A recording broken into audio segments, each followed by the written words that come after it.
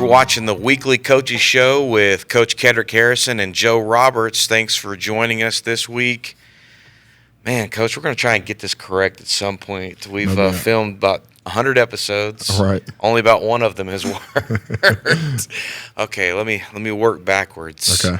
It's because this is our do-over now. That's right. This is a do-over. Yeah. All right, I get a do-over. Everyone gets a do-over. Sure. This past Friday, we traveled down to Winnie, Texas. Mm-hmm.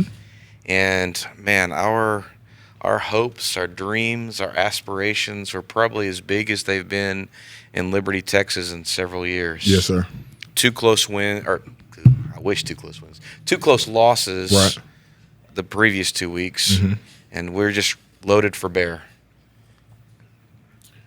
So we got hit in the mouth a little bit, right? Okay. You know, when you go against a team like East Chambers, who've historically for the last 10 to 15 years have done it at a high level and have consistently been, one of the top teams in their respective districts. Even when you think they're down, they're still up, and they got enough juice to, make your life miserable and hard because they got a tradition of winning, and like I say, they've done it consistently, and so you can't ever underestimate a team like that, especially when they're extremely well coached. When we first saw them on film, I told the coach, hey, I think this is probably the most well-coached team we've seen thus far, and it proved to be the case. So, we had a little humble pie, and we're gonna lick our wounds, and we're gonna get back and hopefully straighten this thing out. That's why we're here. 3, 4, and 11 were sort of a kind of a 3-headed monster for East Chambers, and I know you guys saw that on film, and you can. But Mike Tyson says everyone has a plan until you get punched in the mouth. Absolutely. When you look at those type of athletes, and all 3 of them were fast. 11 was big and fast. Yes. How do you game plan for something like that? Well, it takes an entire team effort. You don't expect one person to make the tackle or to make the play. 11 people have to make the play, and when we continue to get better as a team and be selfless and put the team above our own individual stats or whatever we have planned, we'll start. Things like that won't be an issue because we're going to be playing for one another and not ourselves. Okay.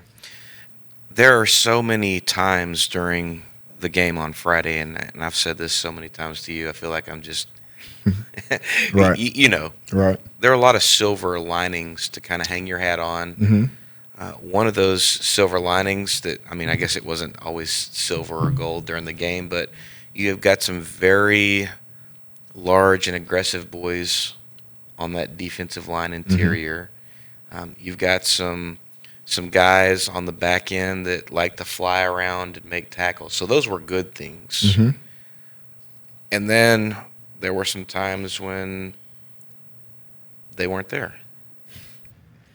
That's called discipline. Okay. And so we have to figure out a way to get more discipline as a football team. Like you say, silver lining, right?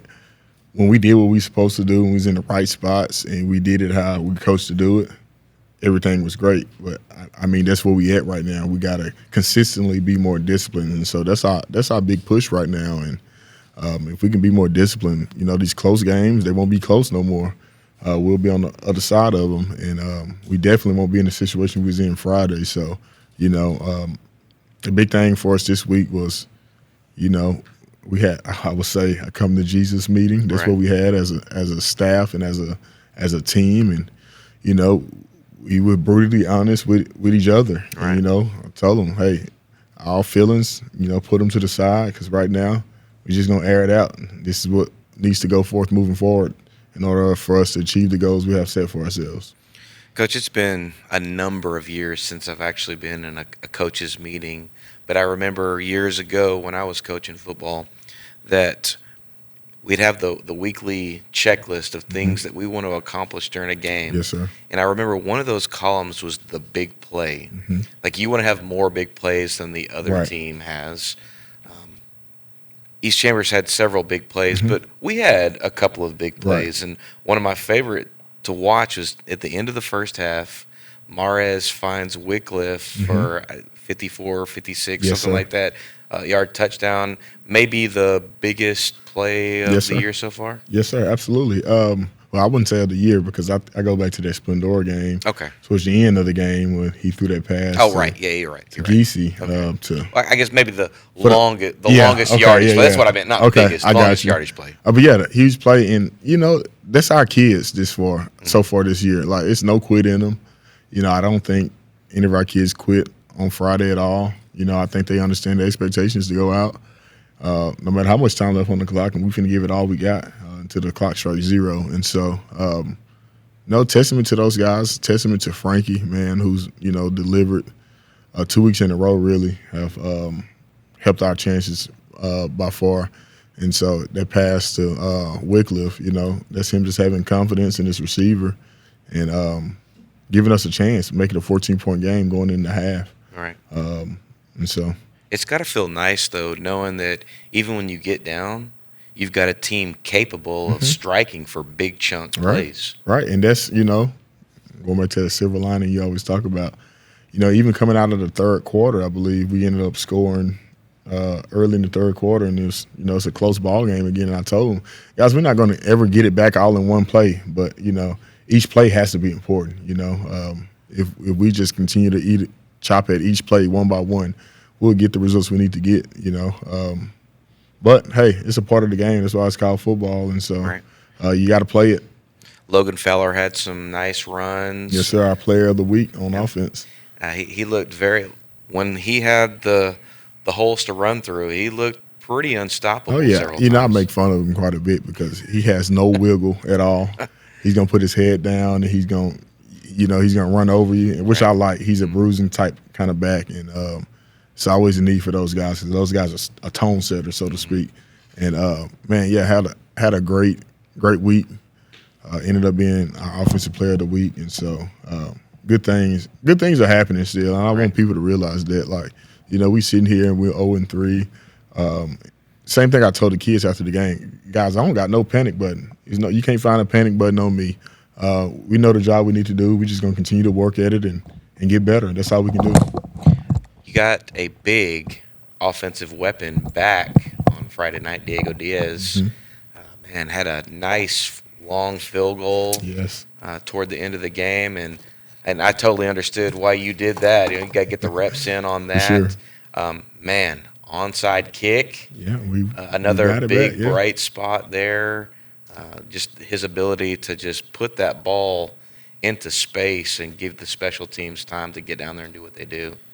Yeah, so having that guy, which we missed the first 2 weeks of the season, but having a guy like Diego, who if we don't ever turn the ball over and we get in plus territory, we got a chance to come away with points offensively. And so knowing that as a coaching staff, we know, like, hey, we get to pick and choose. We want to take our shots, but as we get closer to the opponent's side of the field, like, we just got to be smart, knowing that we got a guy capable of kicking 50-plus yards and giving us some points, or leaving with some points. So, Coach, you've had a great week of practice. Yes, sir. You had you have been battling some injuries all year long. Yes, sir. A bunch of key contributors, quite frankly, that were out on Friday. I'm not trying to make excuses, but it's different when you don't have no doubt that 11 in there that you're counting on. Getting healthy this week and then moving into next week, going to open up district play at home. Homecoming is it's kind of a big week for everyone moving forward. Yes, sir. How do you expect some of these injury returners to kind of turn the tide or help you right the ship? Well, hopefully, by this time next week, we're a lot more healthy than we are this week. Right.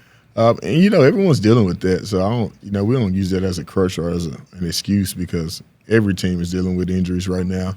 But getting those guys back definitely will help. As we know, we're undermanned for most teams that we play, and so we need everybody. We can't afford to lose anyone, and those guys contributing and helping out is only going to help us as a team. We got a tall task next week at home versus Huffman for homecoming. They coming off I think they're 3-0 for the season, and Coach Joey's doing a great job down there with their crew, and they got a pretty athletic quarterback and some good skill weapons. And so, it's going to take everything we got. But I think we're more than capable. When we do things right, we have a chance. So. Well, Coach, those are the things that everyone loves to hear. It's really fun watching them so far. A lot of energy. Yes, sir. Not seeing heads hanging. Right. I think that's the most important thing. Yes, sir. I can tell that they're out there having fun. I guess final thought for you. I know you don't have a game on Friday. Right. Thankfully, rest, all that other Yeah. good stuff. What's your final thought for this week? Oh, this week, man, just taking care of the little things. I told the kids, we kind of been stressing it all week. We take care of the little things, the big things to take care of themselves. I even referenced Ed Reed when they won the Super Bowl. I think it was 2009, and he talked how, there's guys in the locker room and they're cutting off their tape and they're throwing their dirty towels down, and they had volunteer firefighters in the locker room picking up behind grown men. And he called the team in like, guys, if we don't take care of the little things, like we can sit here and talk about winning the Super Bowl and doing all these things, but until we take care of the little things, it would never matter. And I think that message has resonated with our kids, and we just got to keep consistent and take care of those little things, and the big things to take care of themselves. I love it. That's one of the great messages probably you could take every single week. Absolutely. All right, you have been watching The Coaches Show with Coach Kedrick Harris, and I'm Joe Roberts. We'll see you next time.